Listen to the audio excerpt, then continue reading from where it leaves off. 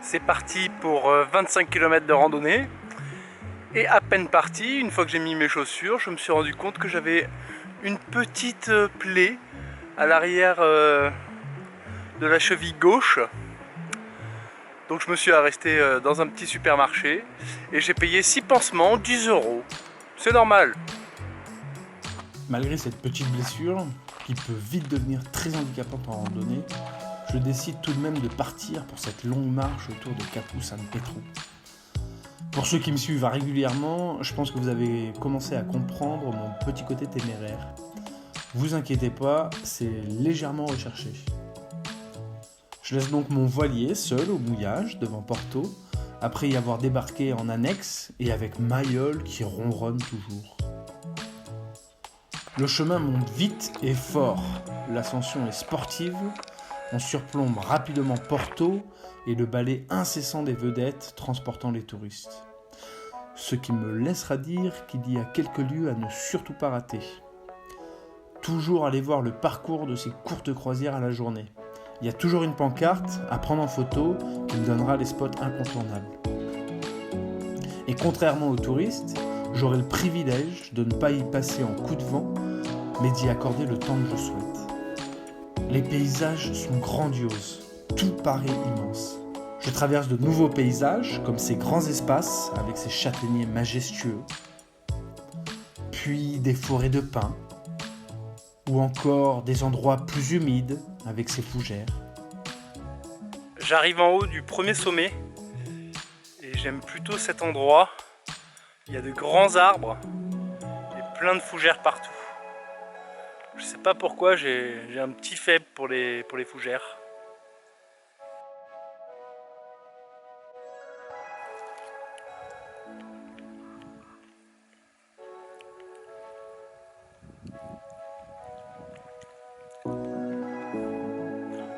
Ces murs sont pas mal.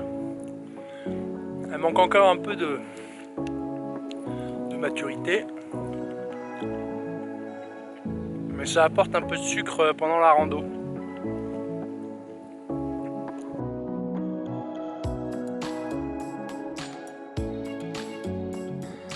Enfin arrivé en haut du sommet, on est presque à 1200 mètres. Et effectivement, à cette altitude, on est au-dessus des nuages. 3h30 pour être au-dessus des nuages.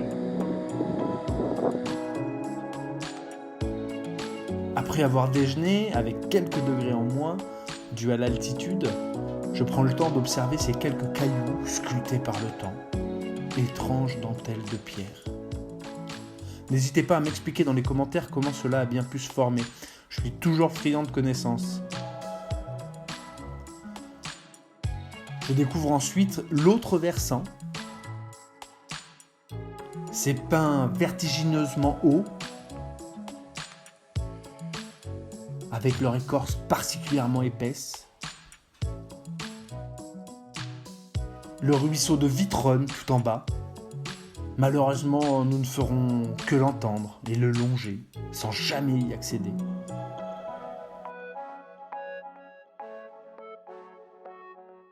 La randonnée est plus technique maintenant, et il faut faire attention de ne pas glisser.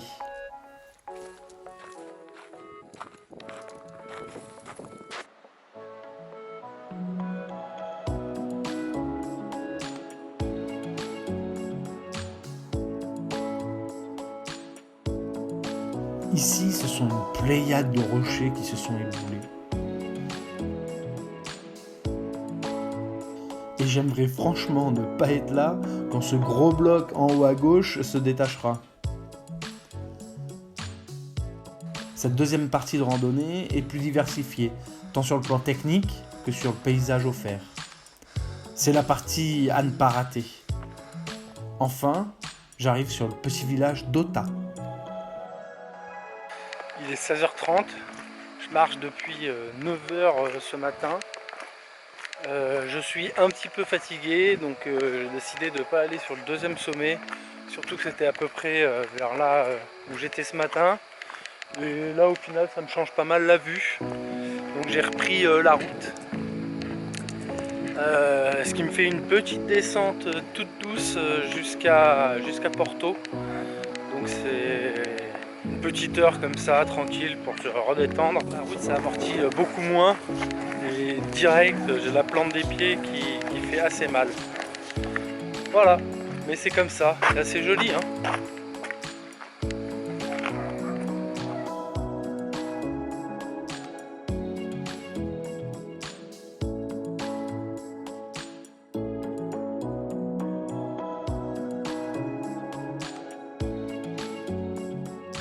De retour en fin d'après-midi sur mon voilier, bien épuisé, juste le temps de remonter l'ancre et d'aller mouiller dans les calanques de Piana. Demain, ce sera la plus inattendue des découvertes de mes navigations en Corse. Je vous promets que ça va être époustouflant. Et pour vous partager tous ces lieux insolites que je découvre, je vous ai mis en description un lien vers une carte interactive gratuite avec toutes les informations sur mes navigations, mes randonnées et mes visites. Alors n'hésitez pas à vous abonner pour ne pas rater le prochain épisode. À bientôt.